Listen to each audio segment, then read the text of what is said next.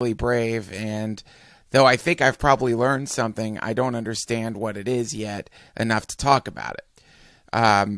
I do want to say thank you to all of you for all of the many messages I got after my mom died, all the incredible tweets and emails and posts on my message board.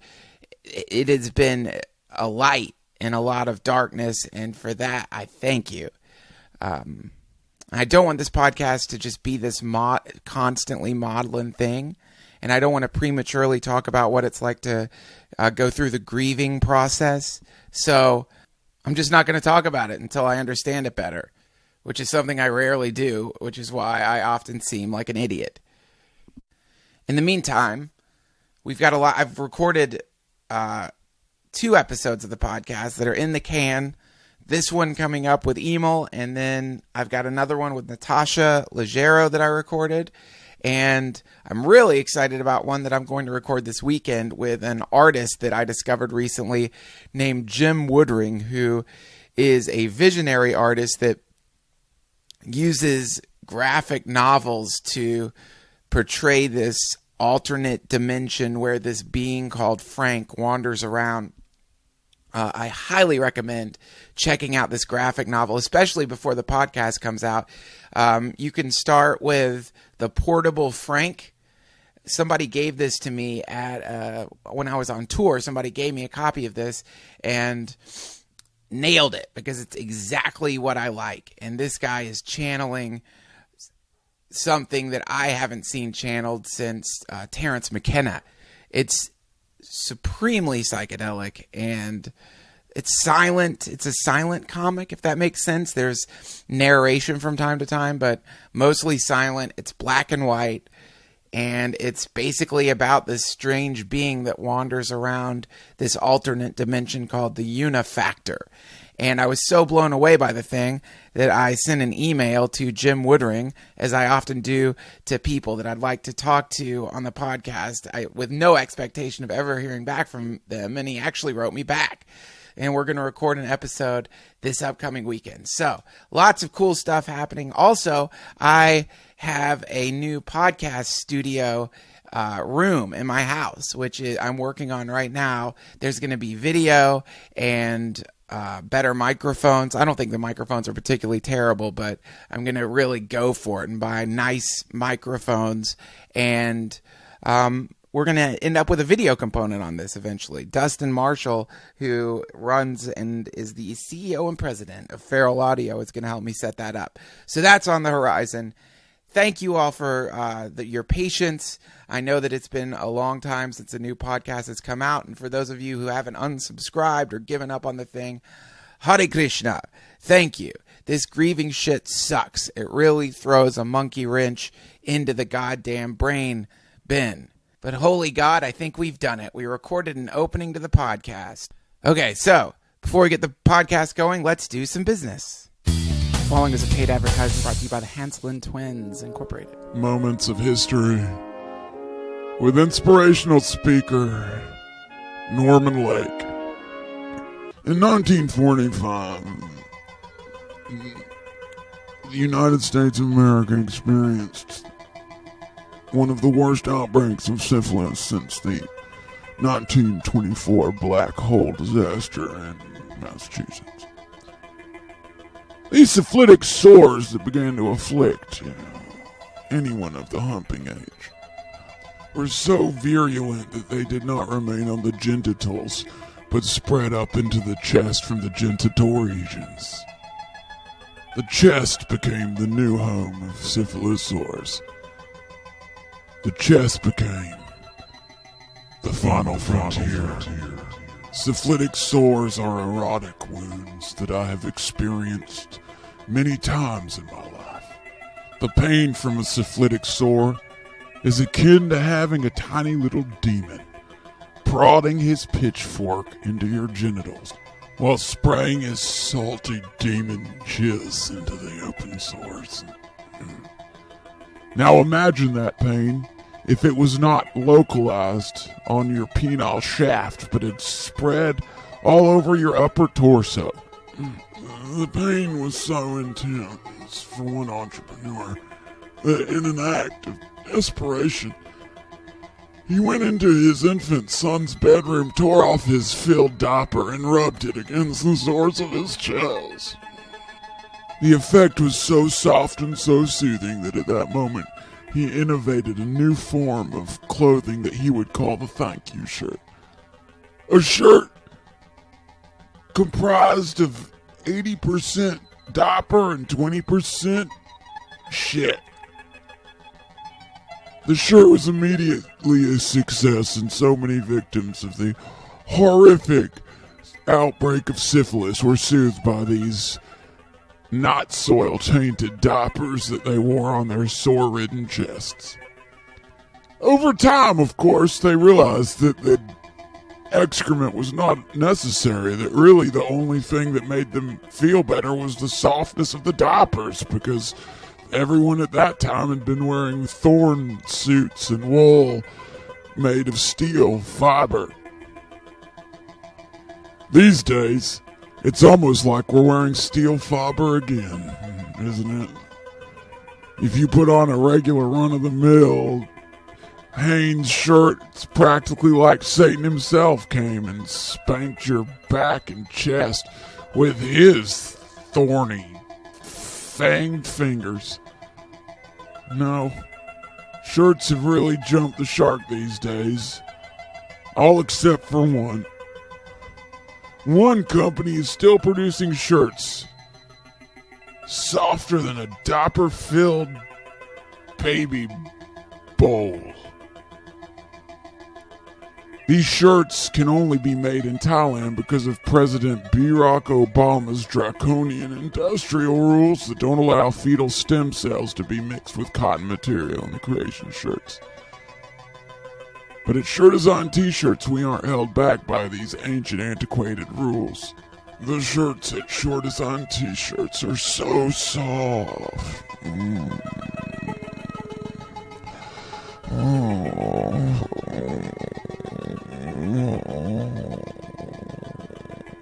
Because they're 20% fetal stem cells and 80% pure Thai cotton, collected from the vulva dander of the beautiful ladies of Thailand. Short Design T-Shirts sponsors this great and wonderful podcast. So why not go to shortdesignt-shirts.com and check out their beautiful shirts. If you decide to buy one, you put the name Duncan in, you will get 10% off. Thank you so much for listening. My name is Norman Lake, and this has been Moments in History.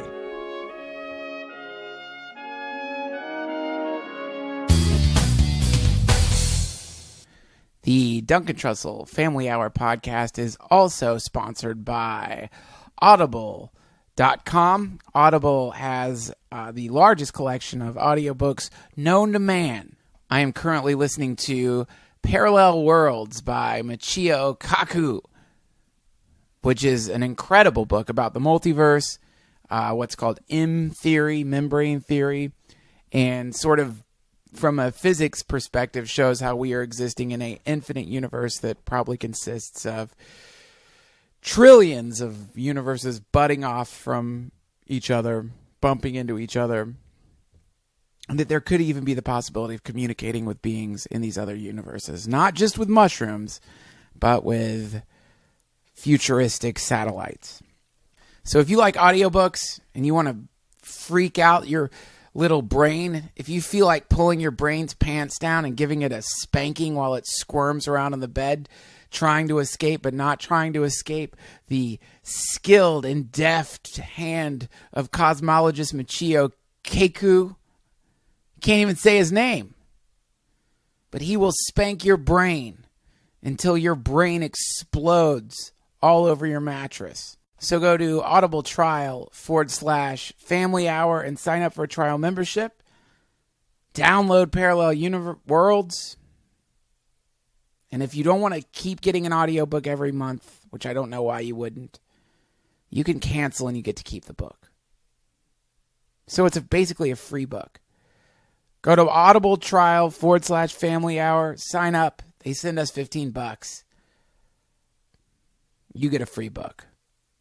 That's a win-win-win-win-win-win-win-win situation.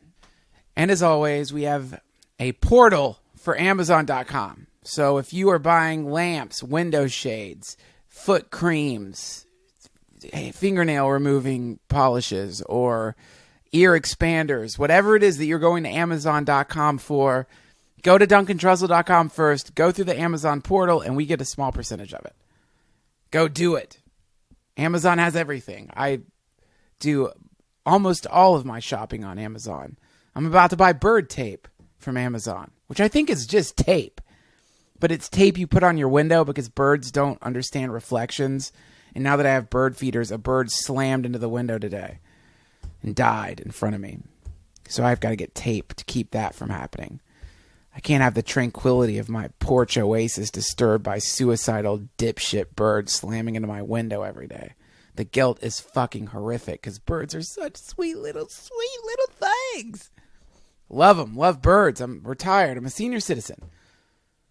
Go to Amazon. Go to Amazon.com. Go through our portal. And why not go to DuncanTrussell.com and check out the shop? We have posters, T-shirts.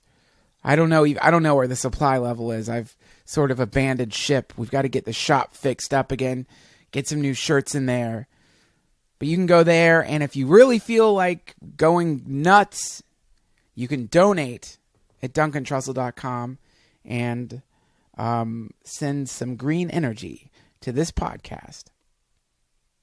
But no matter what you do, I hope you'll sign up for the forum, post on the forum. We have a Minecraft server, a book club. It is an authentic community. I invite you to go there and hang out with the amazing multitude of people that go to the DuncanTrussell.com forum. They meet up in Meet Space, and maybe you could find a friend or a lover there. Also, on a side note, coming up will be what's coming up or what we're planning on doing is a Duncan Trussell Family Hour podcast tour. Not a comedy tour, but I'm going to take the podcast on the road. And I'm going to try to fly out some of the guests that have appeared on the show a bunch to different places. I don't know where the tour is going to happen, but it could happen anywhere. So that's coming up too. A Duncan Trussell Family Hour podcast tour will hopefully be coming through your city within the next 6 months. That's the plan. Thank you all for listening. Now, please open up that clogged, fluoride-ridden, calcified pineal gland and allow your third eye to go shooting out of the cage of your cranium, spraying and aerosolizing bone fragments as it shoots from your forehead and launches itself deep into the folds of dark matter that compose our cosmos to wherever the true Emil Amos dwells, casting his shadowy reflection as the human Emil Amos that is incarnating for such a brief time on the earth plane.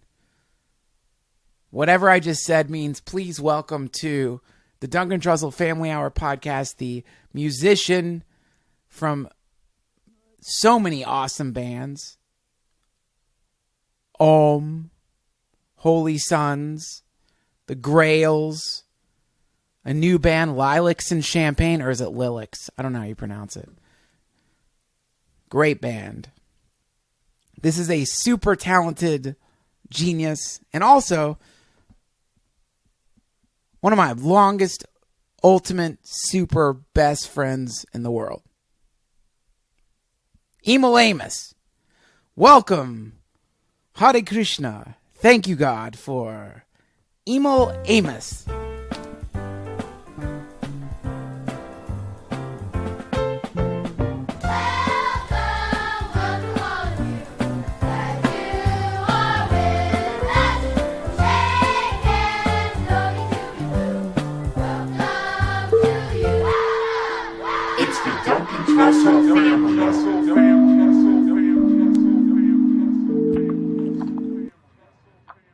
Now that sounds real good. That worked much better.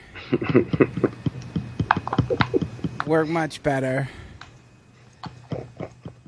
Welcome to the Duncan Trussell Family Hour podcast. Emil Amos. How's it going, buddy? It's nice to have you back on the show. Sure is, buddy. Man, I've been digging through these old cassette master tapes that I made in college of just basically recordings in my dorm room, and I'll listen to them while I'm driving around town. It's a really pretty intense emotional experience in general, but from song to song, it can affect me in so many different ways, and I hit up to 4 different spots that you showed up in these tapes. Oh, really? What, do I just walk into your room? It's slightly more composed and psychedelic than that. I was driving along the other day listening to this tape, and it was like this phased, stereo delayed conversation of you talking to a girl in college who was throwing up in the shower.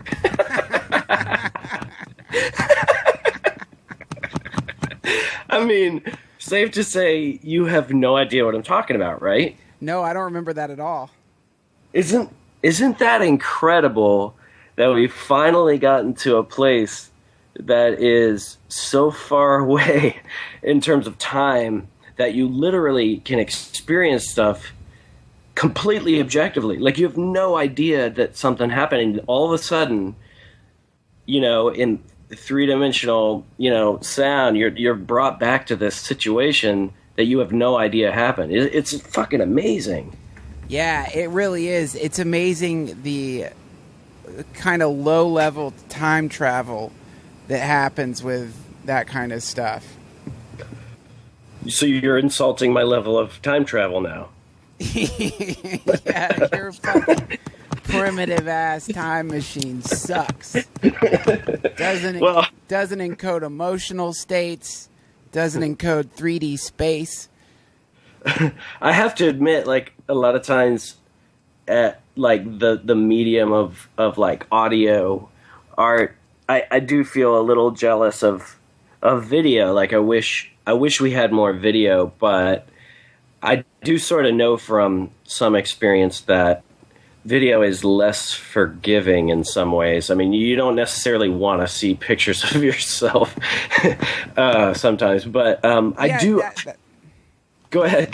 That dissonance that is created by any form of recording yourself is something that I'm surprised hasn't been studied more, or if it has been studied, I'm not aware of it. But I can remember the first time as a kid getting a recording device and hearing your voice for the first time is shocking.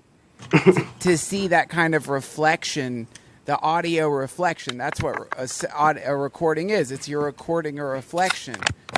It's like looking in the mirror for the first time with your voice, and it's everyone, pretty much everyone universally will tell you that they hate the sound of their voice. Especially the first time, it's horrifying.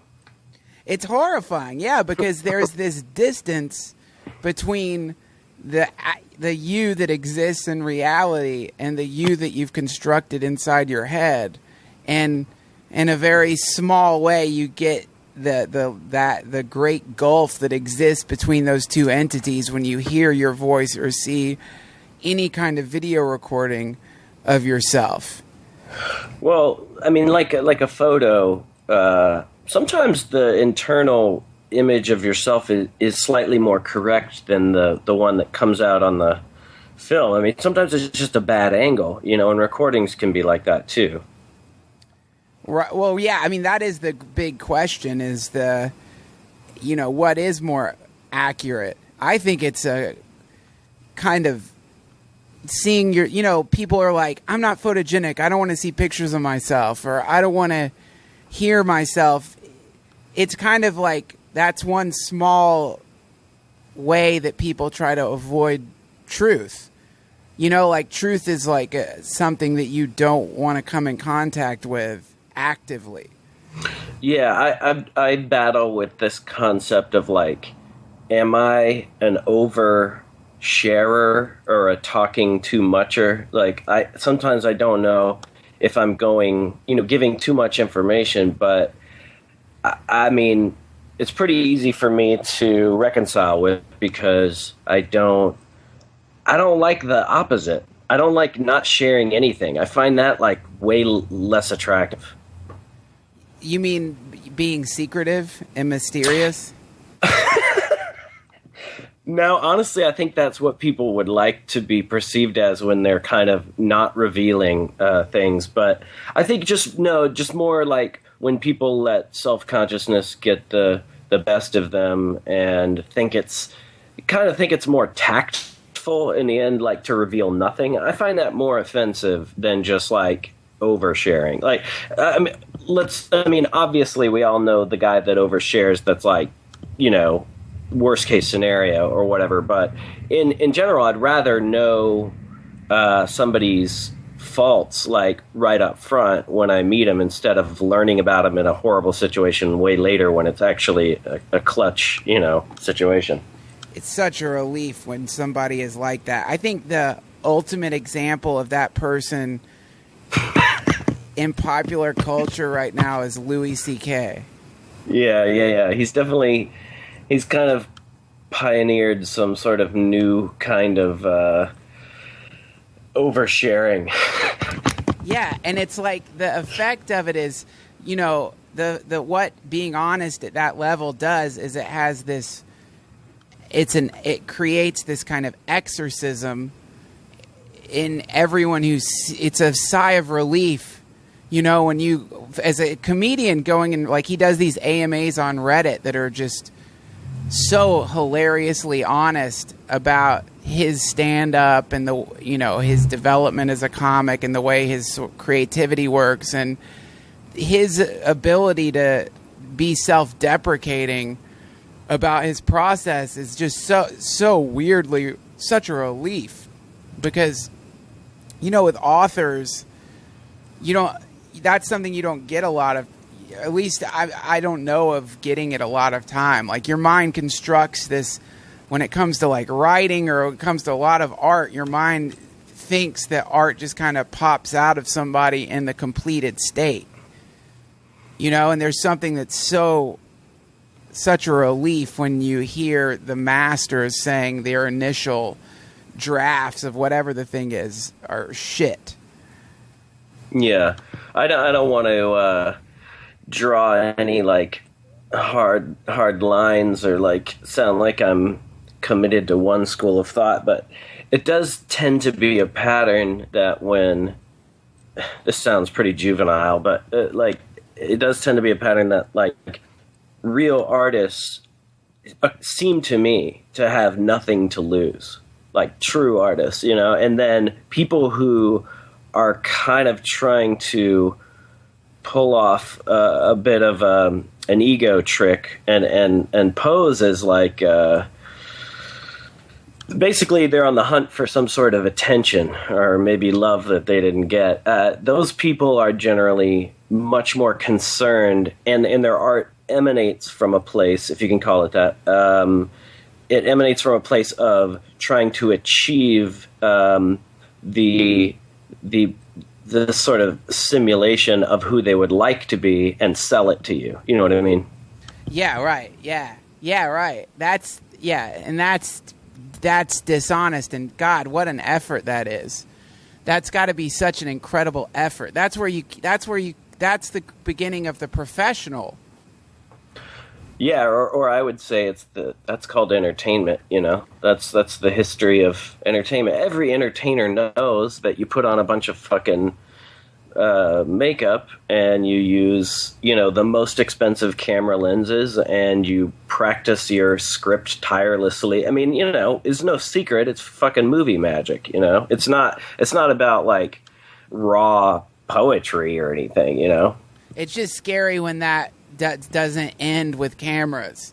It becomes scary when you come up with you come upon people who have this crafted personality or kind of, like when you go into public and you realize that certain people are on a fishing expedition instead of just, being around, they're hunting. They're actively hunting something.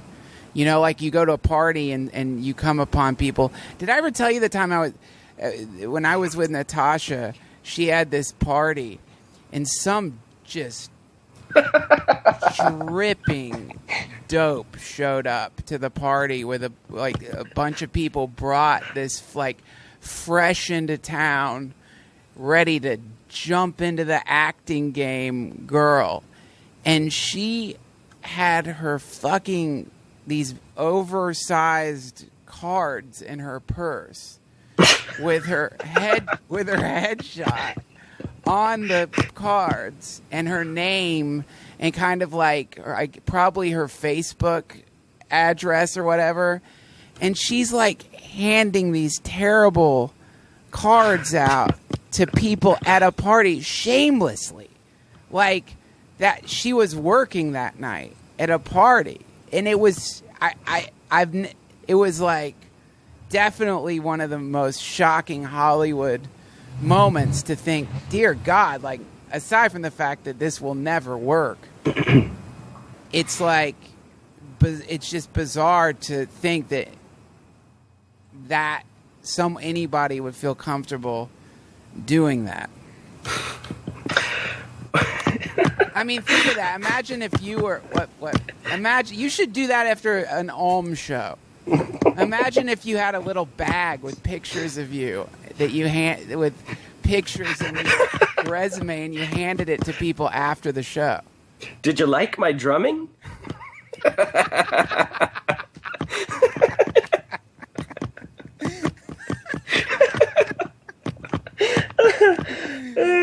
Well,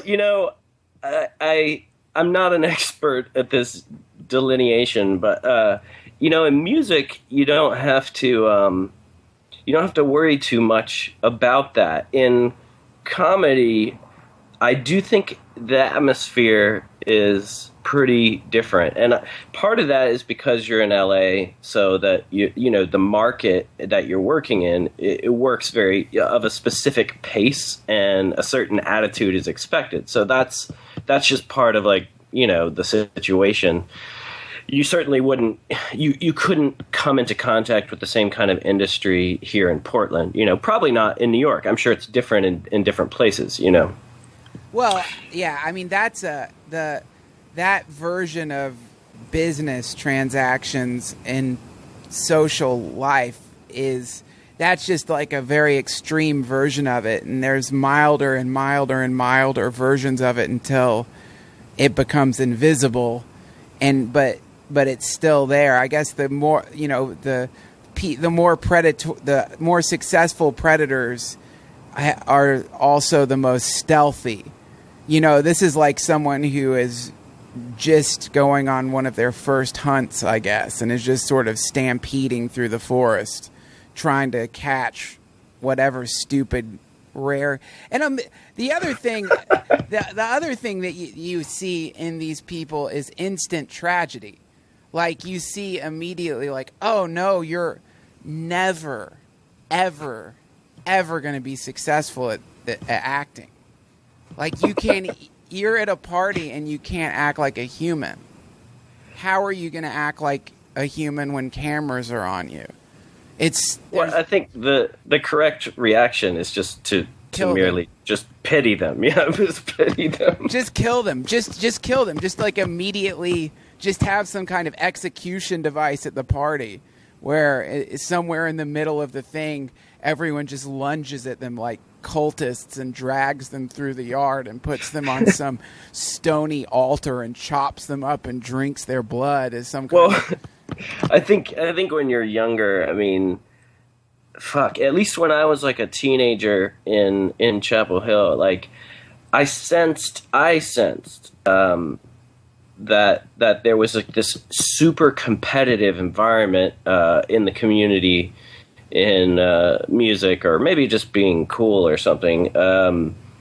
And I still to this day don't know to what extent that was all my projection, because I think a lot of other people were just having fun. They were not competing. I sensed this amazing labyrinth of competition going on. And so, if somebody comes up at a party and starts giving everybody business cards or something, I mean, from an adult point of view, like, that's pretty funny. It's like harmless. There's nothing overall like insidious about them. They're not trying to they're not going to get people to drink the Kool-Aid or do something horrible with their scheme. They're probably just going to fail, and you kind of shrug your shoulders and let them go do their thing, right? I mean, in the end, they're not really hurting anything. They've given you a gift in the end, because in the end they've given you this what not to do. And not only that, but just this juicy morsel, like this memory that you can always pull up into your mind when you want to contemplate some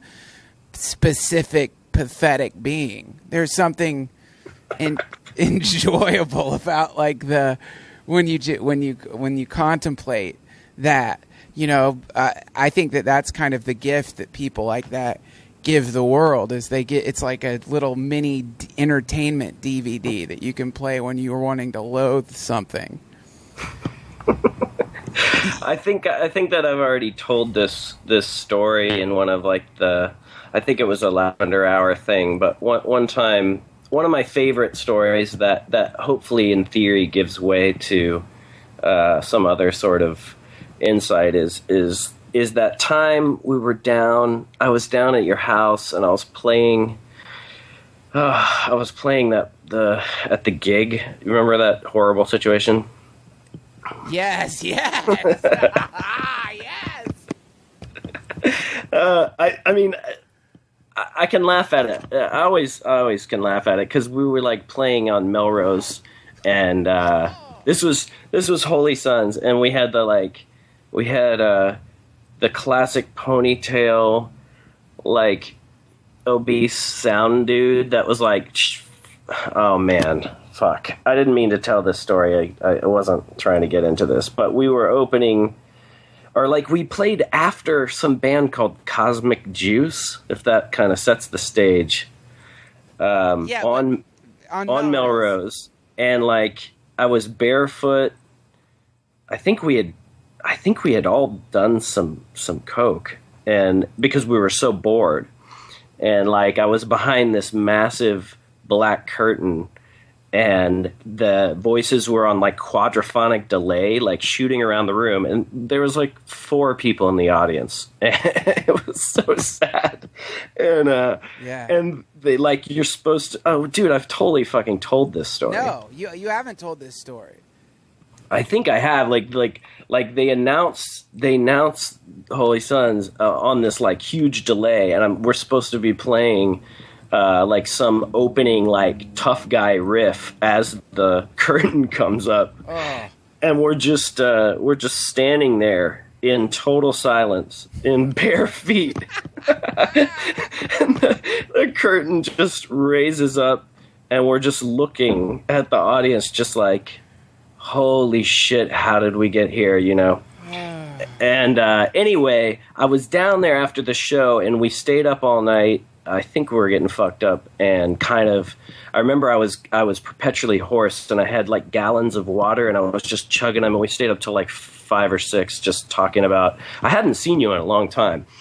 And your girlfriend at the time was kind of, she was a comedian, and she was kind of joining in on the conversation. I told this story, one of my favorite stories, about how my buddy opened up for Pete Yorn in LA once. Do you remember this story?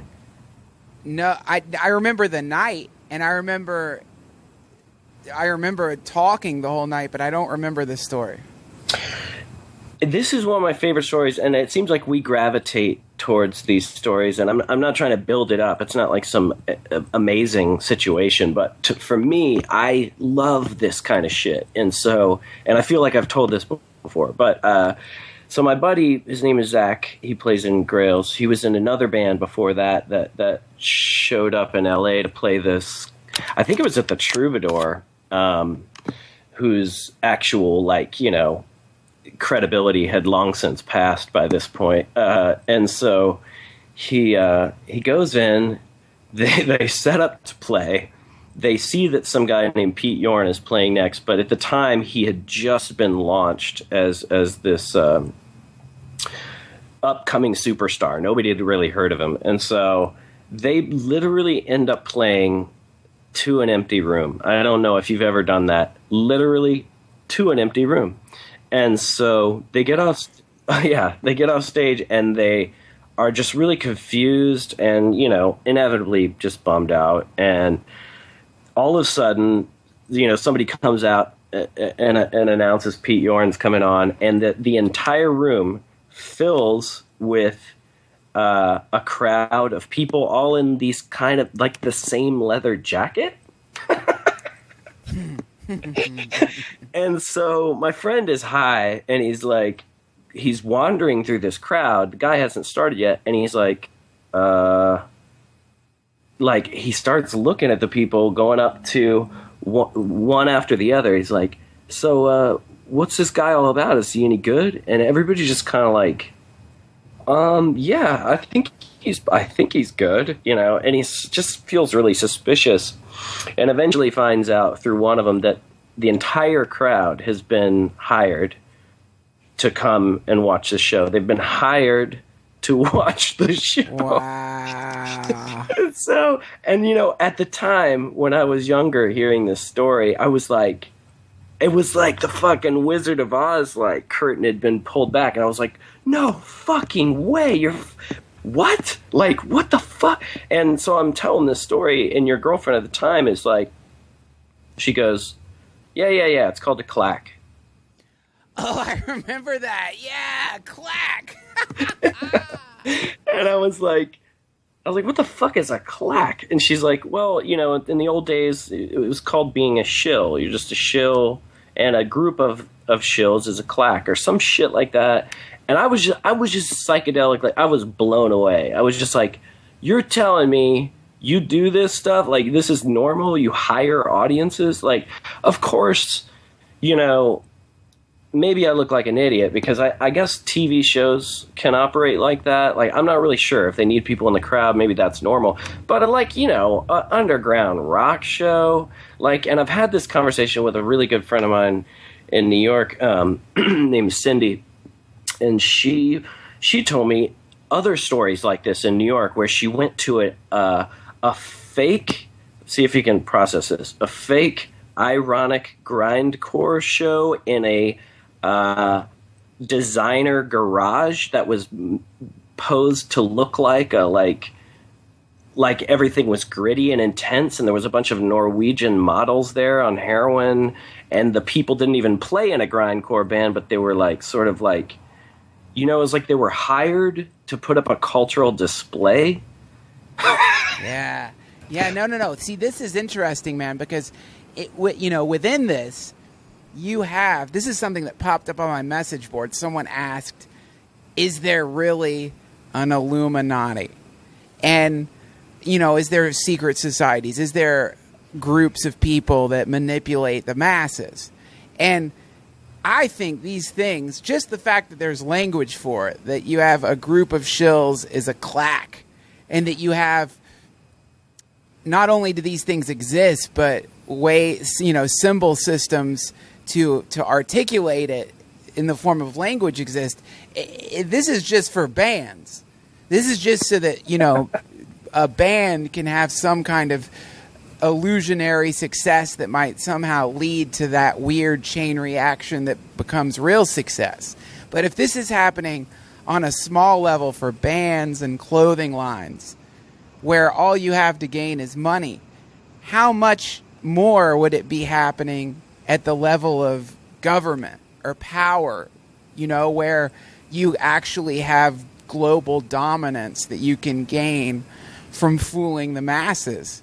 How much more advanced has it gotten?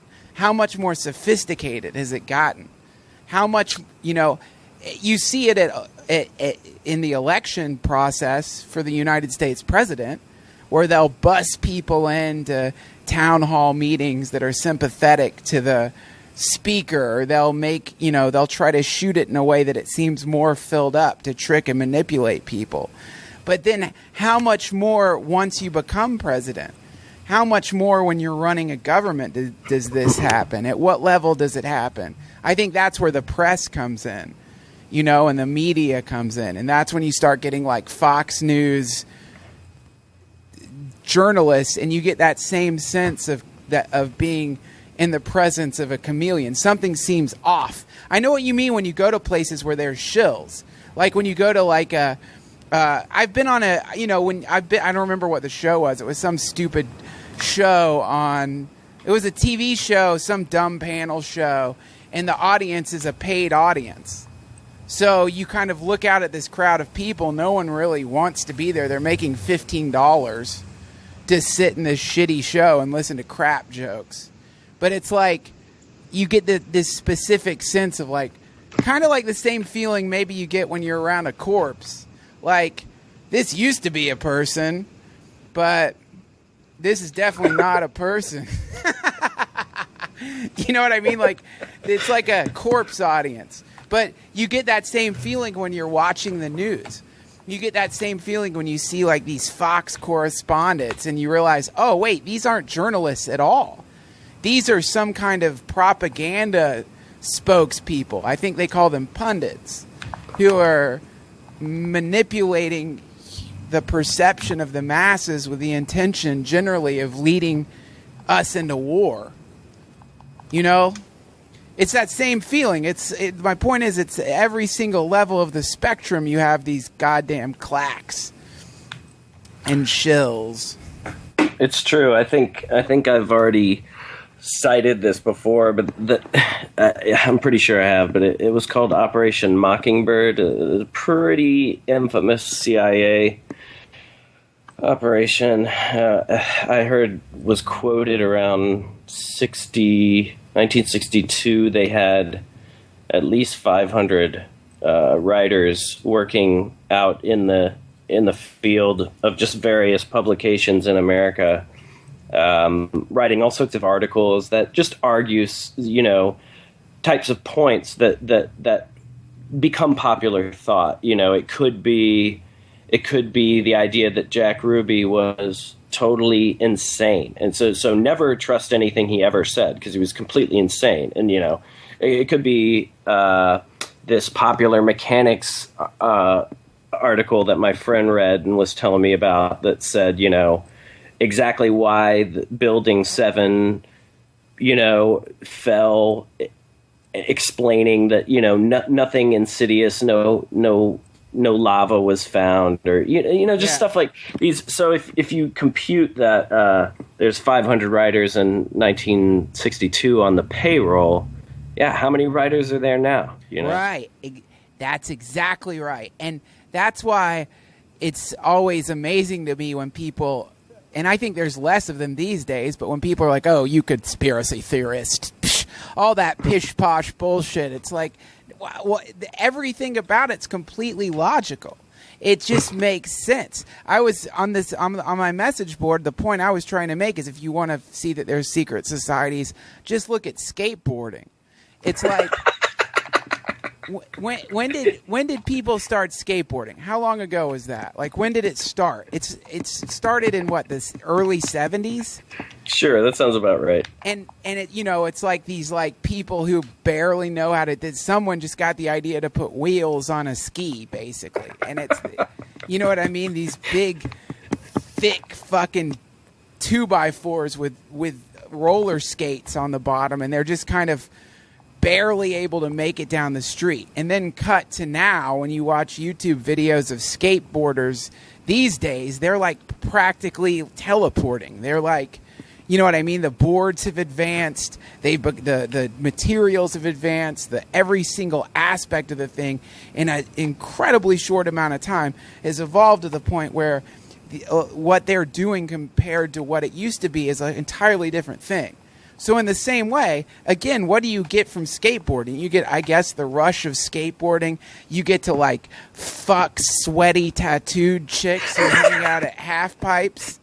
You know what I mean? You get, like, acid, good supplies of acid, and, like, that's what you get out of skateboarding. Maybe you get a deal if you're really good and you get to be a famous athlete, but just that's the reward for that. What do you get? What's the reward for politics? What's the reward for bankers? What's the reward for people who could control the planet? Well, the reward is anything you want. You want to get a heart transplant for your friend? Bam! You got a heart transplant for your friend. You want to see what it's like to fuck a freshly hung Ukrainian prostitute in the asshole? Bam! You've got it, brother. You get anything you want from if you were able, theoretically, to dominate the planet. And as part of it, the first thing anyone who studies history is going to see when you see the beheadings of kings or the stringing up of Mussolini or Hitler's suicide in an underground bunker, or even whenever you see the death of a tyrant, what you witness there is like, oh, that's an amateur who fucked up. He stood in the forefront and let people know that he was the leader. So then you would evolve. You would realize, oh, obviously the thing here is not for anyone to know that you're the leader. That's the last thing you want these fucking monkeys to know. You want them to think other people are the leaders, you know? So, yeah, I think that there's a high likelihood that there are secret societies or forces at work that are controlling and dominating the entire planet. And hey, let me ask you, what you been watching on TV, bud? 16 and pregnant. I was trying to write a fucking essay on something like this in Whole Foods. I think it was yesterday, and there was like two people dressed within the aesthetic confines of what you would call like punk. You know, they were punk looking. Yeah. And they were behind me, and I had to leave because I couldn't concentrate, which is fine. But I couldn't help like being infiltrated with their weird, like, obsessive conversation about like what are the TV shows you've been watching the most? And the guy's like, well, I just love Entourage so much that I've seen all seasons 9 times in a row, and I'm ready to go back for more, or something, just to pick up on the subtleties, you know, or something.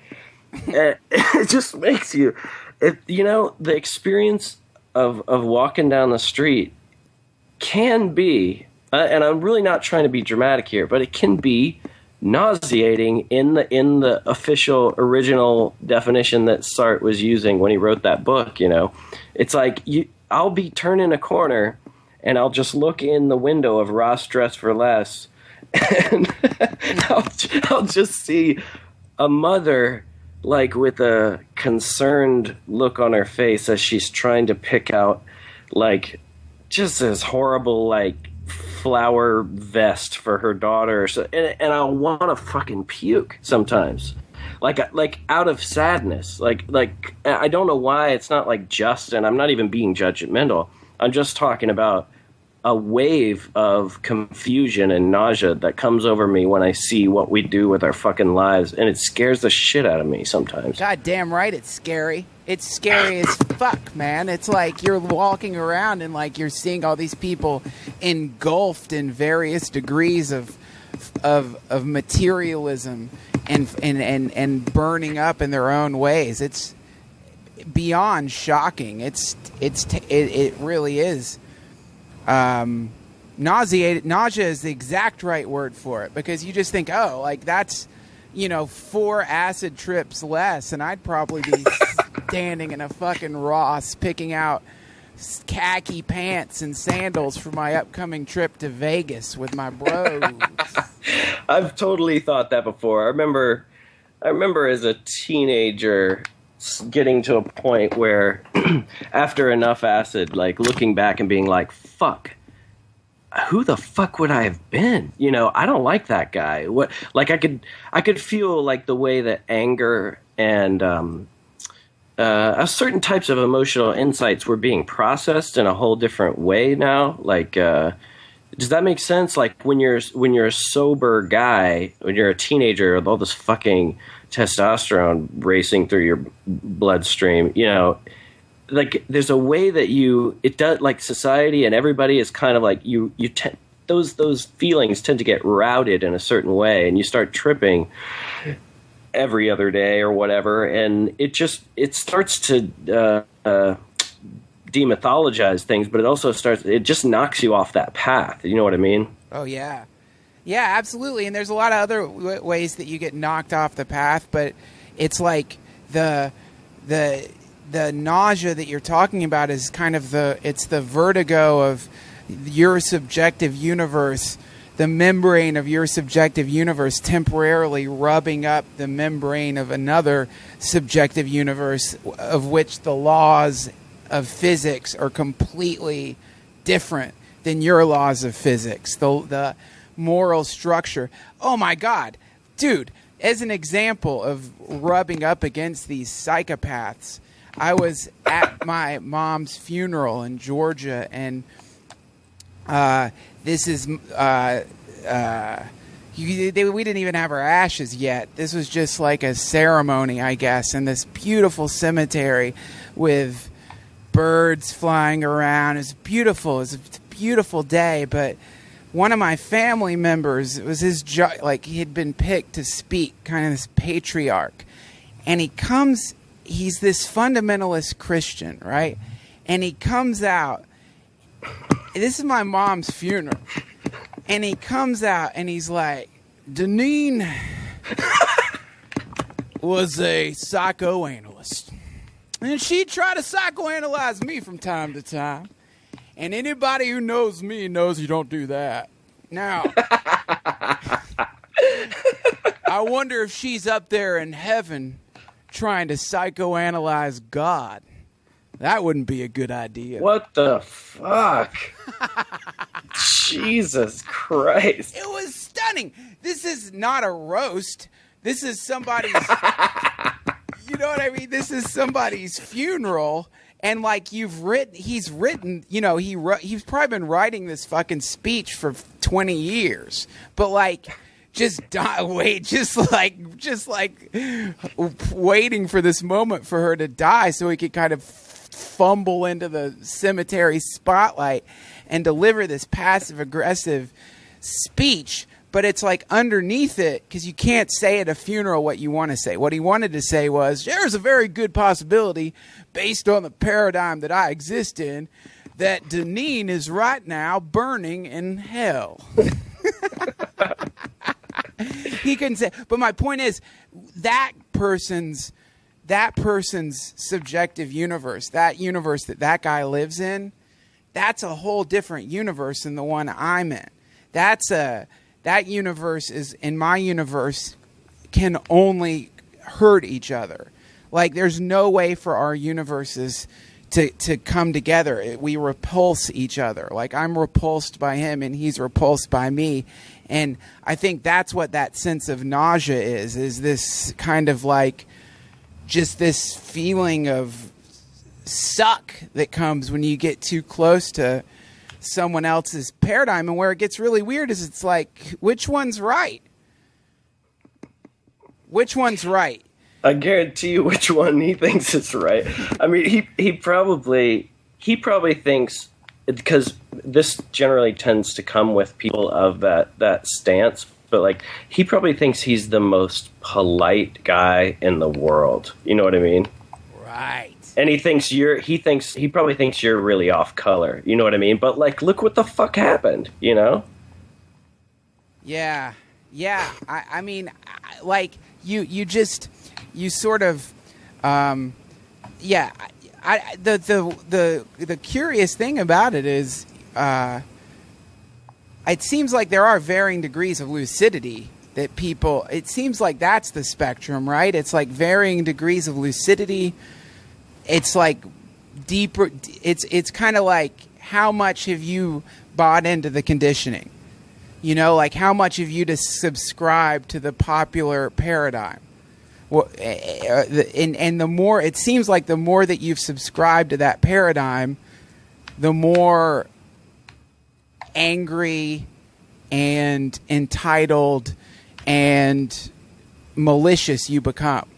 And the more that you've disconnected from that paradigm to some degree, the more open and interesting you become. But the weird thing is, the more that you disengage from the paradigm, there's some place where you can't keep disengaging. Like, you've got to engage. You can't just decide green lights mean stop.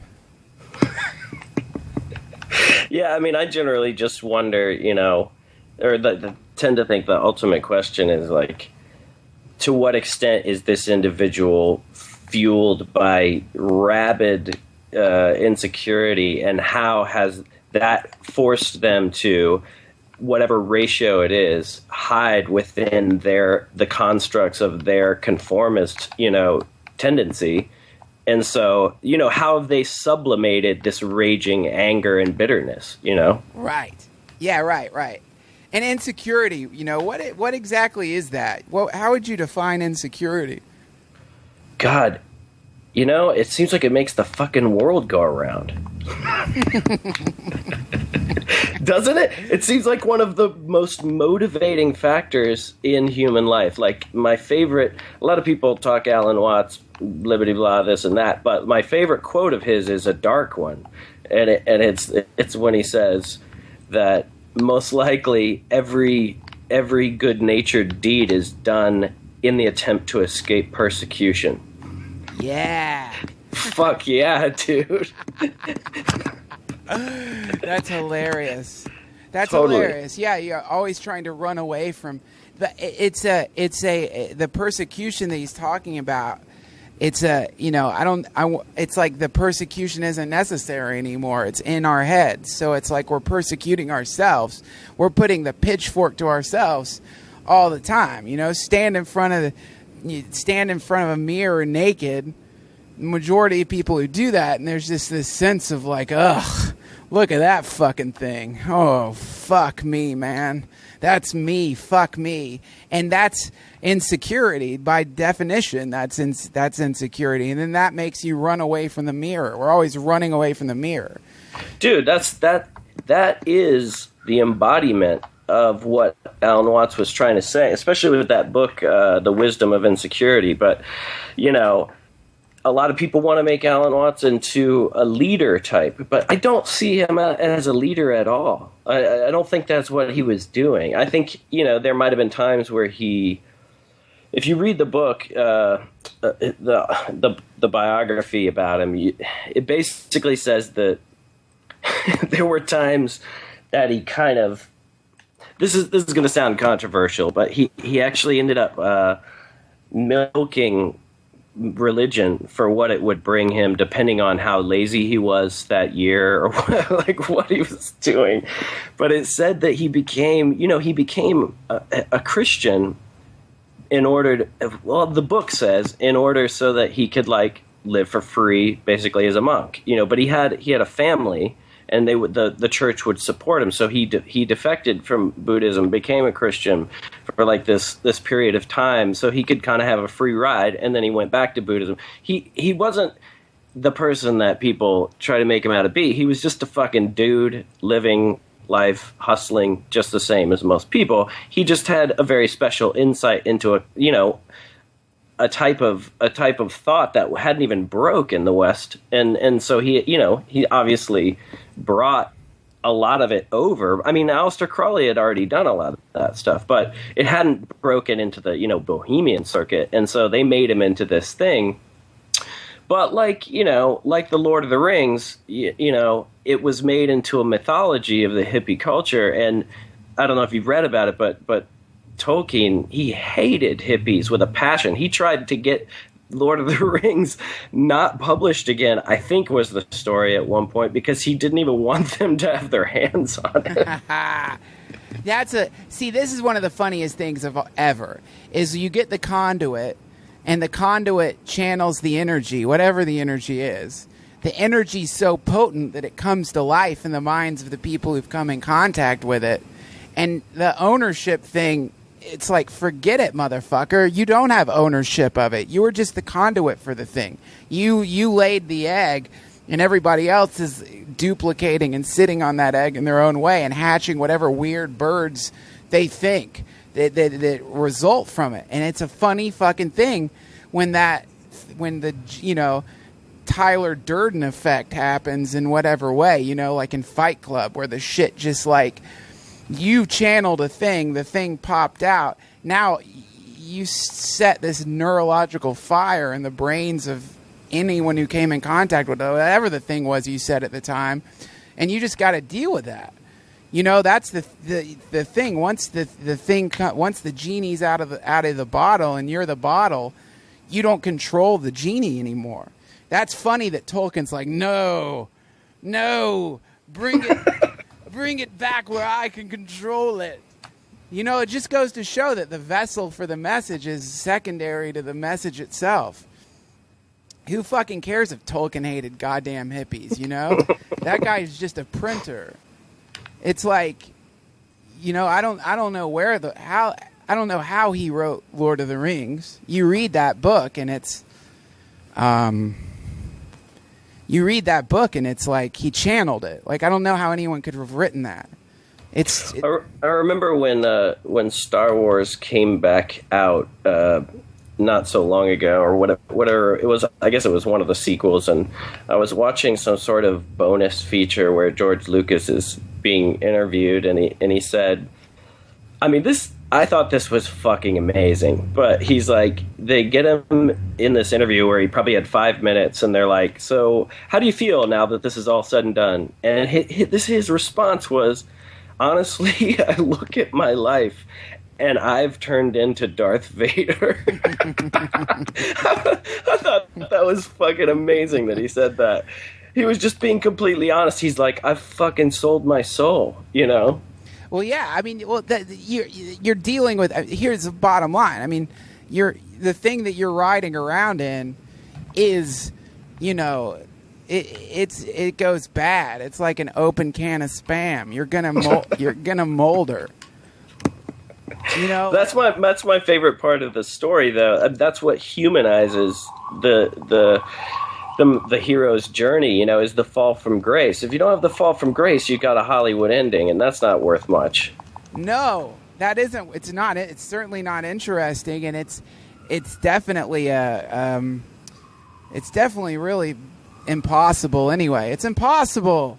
You're not going to get a Hollywood ending, and maybe that's kind of maybe that's the emerging thing. This emergent over confessionalism, or whatever you are calling it. It's this exceeding truthfulness is kind of coming to some way of coming to terms with it. It's just letting go of as much as you can, letting go of this. It's what Ram Dass calls phony holy. It's like just putting all that down. I think as soon as people get over this idea that imagine if you went on the internet and you printed out a William Blake poem and you started falling in love with your printer. This thing is amazing. It's a genius. This printer is so incredible. And that's what we do with celebrities, and that's what we do with writers, and that's what we do with musicians. We get people fall in love with a printer. And then inevitably, when you come in contact with the printer in an intimate way, it's always going to be disappointing to some degree. It's like it's in this, if you look at it, it's the exact same thing, man. A printer, a plastic piece of shit. Who cares? This is a it's not exciting. In the same way, some fleshy old fucking neurocomputer that happened to open up enough to channel some kind of hyperdimensional truth, it's like you can't fall prey to the idea that that printer is the same as the message that it printed out. Yeah, but everybody wants to time and time again, right? Like, it's like you could be preaching the demythologization or whatever of, just made that one up, of, like, you know, killing the Buddha, but they would just make that the new fucking bumper sticker, wouldn't they? Well, right. I mean, that's exactly, because we've got in the same way that you've got people who have feet fetishes, you've got these goddamn leader fetishists, and it's like, no matter what happens, they're going to want to, like, suck the thing's dick. It doesn't matter. It doesn't matter what the thing, what it is. They just want to, like, get their mouths wrapped around that leader cock and get their fucking mouths just filled with leader jizz, because they don't want to deal with the terrible and terrifying truth that they can be conduits too, and that they, as much as anybody else, could open themselves up to this thing and let it come blasting out in whatever way. Nobody wants that. Right. It's like saying, well, now I've really got the right outfit on. Like, now I really got matching, you know, shoes and, you know, whatever, you know. What do you mean? I'm not going to tell you. Yeah, look, I think that we're you know, this is like we're in, you know, this is the funny thing when people get shocked. Like, I can't believe that Bill Clinton put a cigar in that girl's pussy. You know, it's like people get shocked by these events that happen from the meat computer. And the meat computer is just this, like, shuffling, horny thing that, like, from time, or, you know, Martin Luther King was a womanizer. Gandhi, oh, that Gandhi would lay in bed with underage girls. Or, like, you'll inevitably hear these stories of all the world leaders and this terrible, you know, thing that they did. And yet somehow it continues to surprise us. It continues to be shocking, even though if you make a list of all the great mystics, you will find this dark underbelly. Oh yeah, man, he would catch chihuahuas and finger their buttholes in between speeches. Oh man, I knew a guy that did that. but you know, it's like that. This is the hilarious, you know, probably the residual effect of us having to have tribal leaders, you know, and having to, like, have this kind of idolatry so that we could fully and successfully imitate successful behavior mechanisms. The end result has been this kind of hero worship and the confusion of the vehicle or the printing mechanism for the message itself. The Om show, speaking of channeling things, when I went to see Om, there is this sense of some kind of energy being channeled. It's not like normal music. It's like you guys are hitting these weird resonances that has attracted a bizarre crowd, man. And, like, there was people in the audience yelling out, like, weird pagan Roman terms, like, I think those were song titles. Oh. Yeah, of course. Of course, I'm so dumb.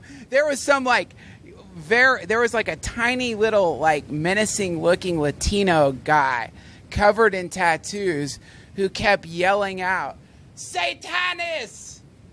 Satanis!" Is Satanis the name of one of your songs? No. We would never have a song that was, like, literal in that way, like overtly dark like that. No, that's what I figured. So that's what so right. So that guy was just yelling out satanic phrases, and it was like Yeah, so you guys have got this following of people who are, like, into Satanism. I know nothing about that I can think of. Oh, wait a second. Fuck. The tour manager was meeting a satanic guy that night. Oh my God, that was probably the guy. Yeah, I mean, look, Satanism is so silly anyway, but it really was like, it was a curious group of people. You guys are doing something that's very weird. He was. I mean, this has nothing to do with the band. I'm remembering now that the tour manager was meeting a guy that had just come from some sort of private meeting with Charles Manson, and so he was really worried about the guy being kind of a freak. But how do you get a private meeting with Charles Manson? You have. I don't really know. It has something to do with being able to get, prison access. I don't know how you achieve that. I guess he ends up probably using like his one meeting that month with you or something, because you've been deemed important to him or something. God, that would be fun. God, if I could get Charles Manson to do this podcast. That would be you know what? If anybody out there can get Charles Manson to do my podcast, I don't know what I'll do for you, but I would do something. I'll do almost anything to get Charles Manson on this son of a bitch. That would be so fun. Charles Manson interviews are the greatest interview. Like, I'll go back and just watch Charles Manson interviews for relaxation. Yeah, it's usually right before bed. It's either Manson interviews or like ghetto taser videos. Oh, ghetto taser videos are gold. It's so soothing. It's so relaxing. Why is that? Why is it? It's why it's so fun, man? Because like when you watch, especially, I am assuming you're talking about the Atlanta Mall Cop taser video. Oh yeah, totally. I've seen about 3 of those.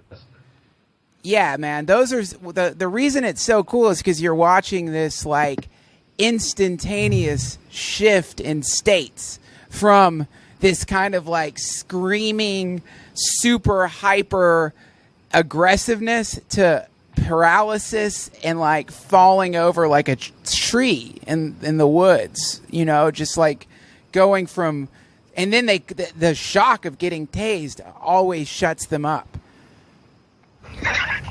I kind of, yeah. I mean, we're not. I really don't think we're being quite as crass as we sound. But I mean, like, it is kind of an interesting personality shift. Almost like a lobotomy or so. It's just like, okay, I'm not that person anymore. Yeah. In like 0.2 seconds. Yeah, it's an incredible thing to watch. Taser videos. If you know what, someone out there should see if they could cut together some kind of montage of taser videos with Charles Manson talking underneath them. God, one of the worst was the tased wizard at this is not even funny. Like, I feel like so stupid that I'm even mentioning this, but the guy, he was dressed up in a wizard costume at like an early Coachella, and he clearly was tripping because he had just taken off his wizard outfit, and he was running around naked with the world's smallest penis. Yeah. And they just continually tase him over and over. I mean, let it be known, like, I derived no enjoyment from watching that. I just couldn't stop watching. I didn't want to watch it, but I couldn't put it down, Well, I mean, you're watching, if the Guinness Book of World Records had an award for the world's worst trip, that's pretty much, if you're going to have a bad trip, that hits every single facet of a bad trip. Yeah, I mean, it's not so wrong to see the phrase "world's worst trip" and click on it, is it? Is that proof of being a low quality human being? Maybe. I will. If so, then I'm dirt, because I like something about watching that and just thinking like, you know, those moments when you start getting paranoid, when you're tripping, you start thinking people are watching you, and then like the trip really starts taking effect, and you start thinking like, oh, wait, what's keeping me from completely losing my shit right now? Nothing. Like, why wouldn't I just lose my shit? And then you start having these images of like, oh yeah, this has happened to me just on edible marijuana on an airplane, where I've eaten marijuana on one morning. For some dumb reason, I ate marijuana cookies and went flying. And like, I can remember sitting on the plane and thinking like, I am about 4 inches away from starting to scream at the top of my lungs right now. I kind of almost did that once. I was in a similar situation, and I actually did the thing where, like an animal, I started to dart out of my seat and leap over the guy next to me, and he just looked at me like, "Oh shit, dude, what's going on?" And it was at that moment that I realized what happened to Dave Chappelle when he tried to land that plane. Remember that? Yeah, I do. Yeah. It's just a panic attack, you know. That's all it is, you know. It's a panic attack, but in the age of technology that we exist in, if you have a panic attack that's bad enough, not only will you like cause yourself to get arrested on an airplane, but there's like a 95% chance that phones are coming out and somebody's going to film you on the airplane screaming at the top of your lungs, and it's going to get 17 million downloads. So it's like you have added to panic attacks these days is if you have a panic attack in public, you're definitely going on the internet. Definitely. You know, my friend is a pilot for private jets that rich people own, and he's kind of a brilliant guy, but we were having dinner the other night, and he was telling me, I guess I was asking him about the dirt, you know, of like what really goes on with pilots, you know, stupid questions like why does everybody say they're all alcoholics or something, and he was saying, you know, it's pretty common for one pilot to sleep, you know. Yeah. You did you know this? I guess it's like normal. You take shifts, one sleeps, you know? Yeah, that makes sense. Right. And so he told me about this one time where he woke up at the wheel. He woke up at the wheel where he was supposed to be the one flying. And the other dude, he turns around. The other dude is, you know, sleeping in like a cot or something. And they were in the middle of a fucking storm. And like a thunderclap or something woke him up like near his head or something. And I just thought, God, is that like some sort of weird metaphor for society? You know, that like that the plane's really flying itself and nobody's at the wheel. Yeah. Yeah, that is right, man. Yeah, that's exactly that. I think that is a great metaphor. I think that's a great way to put it. There's obviously gears grinding away in our subconscious that are it's kind of like, yeah, there's definitely something, and I think Carl Jung talked about this, that the all of society has the collective unconscious that sort of has its own hidden agenda going on that we're all just little bits and pieces of. Yeah, that's what the phrase deep politics means, actually. To some degree, that's like it means that underneath the layer of consciousness there is a agenda or a motivation that's guiding everything that people are literally not aware of. I think it's a fascinating term. Yeah, no shit. And that, you know, with deep politics, man, if there's that concept, then, you know, the CIA has got sensors that they're trying to use to peer deep underneath the skin to understand what it is.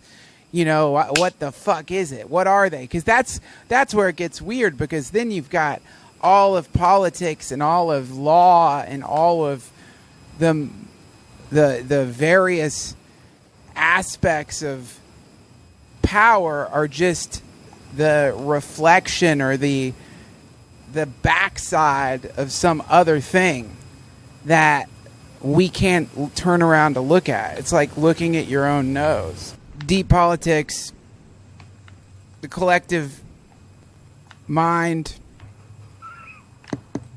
hidden agendas, ghetto tasing videos, small cock wizard, private meetings with Charles Manson. This is a great podcast, Emil. Well, we can do it more often. We always say that, but I've been so fucking busy. But I'll tell you what, I don't mean to put you on the spot, but I will be moving to New York for a little while. I think I told you that. I don't think you mentioned that, but that's awesome. Yeah, it's not like any sort of major goal is expected to be accomplished. You don't get tased. Yeah, totally. But I was thinking that what we should do if we do get the time is remember one time you were saying to me that you weren't really sure about playing shows with a rock band because you thought it might be a little weird to have to follow like something really loud and shit. Yes. Well, I was thinking, depending on when it works out, we could just do like a small string of solo shows where it's just both of us, and it's not like it seemed like it could gel a little better. Oh yeah, man! Look, I have an idea for at least one show because I'm going to go on tour with the podcast, not with stand-up. I'm just going to go on the road and do the podcast on the road. Definitely. So that would totally work because you could just be the guest on the podcast. Sure. You know what I mean? When are you... that's probably going to be kind of far off, huh? I don't know. No, that could work for New York. I mean, I was just there at the knitting factory in Brooklyn. It was incredible, and Brooklyn's incredible. And it was the first time that I've ever wanted to live in New York. Like, it made me want to move because it was so fun. And even though I was only there for, 5 hours after I got in. But I think that's something that we could definitely do. You could do you know what I mean? You do music before, and then afterwards we do the podcast, or vice versa. Either way, I don't know what the order is, but yeah. No, I think that sounds just about right what you just said. But and my friend, one of my labels owns the knitting factory, so like we could totally set something special up. I think that'd be a blast, man. We should do that. Where are you performing, or do you have any shows coming up where people can come and see you? In about 2 weeks, we're going to play Austin Psych Fest, which is this thing, that I guess they have a bit of a reputation for getting like old school, kind of rare performances from. Like we're going to be playing with Rocky Erickson, Wow. from 13. Yeah. Who is this? Ohm is playing, or Holy Sons? This is Ohm, and we're playing with, a selection of some kind of like rare old school psych bands from the 60s and stuff like that. And then we go to Australia, and then we're planning the next... I think I'm going to be doing a bunch of East Coast tours. So we're planning those for the other bands too, but it's pretty complicated, so if we're going to do anything, we should start talking about it. Yeah, okay, cool, man. Well, we're definitely going to do something. And then, for those of you wondering where Emil's going to be performing in Australia, where's a link where people can get your dates? The easiest stuff nowadays, since the tragic fall of MySpace, was now. I mean, you have to just go to the Ohm Facebook, Grails, Holy Sons, Lilacs, and Champagne. All those Facebooks is where it's the only other place where we can quickly throw dates up. So everything's there. Well, there you go. Well, go see Ohm or any of the various incarnations of Emil's music, people, because it is mind-melting. And definitely, I like the way that when I mentioned the whole Satanism thing, you kind of like you did a little sidestep. So anyway, go and Probably just because it's embarrassing because it's not in any way related at all. But go see Emil perform. Thanks for doing the show, man.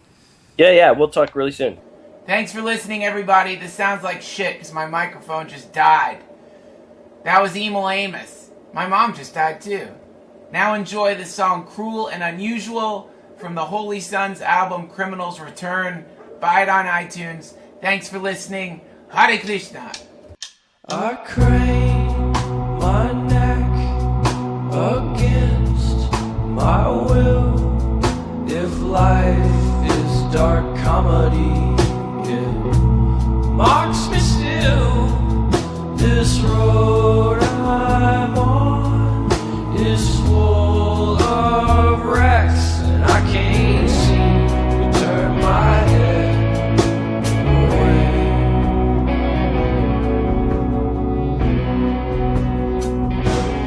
It seems cruel and unusual, or just unusually cruel, God, to derive entertainment from setting up a fool.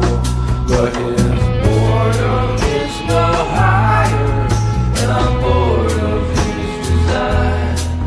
Just 'cause his day was fucked, he's gotta fuck with mine.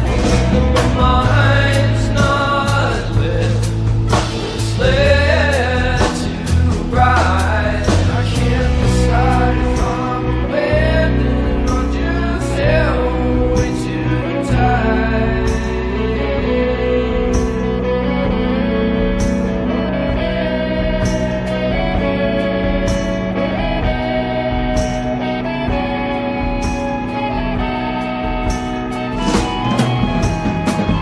That's just a way to avoid unity. Smash yourself into 1,000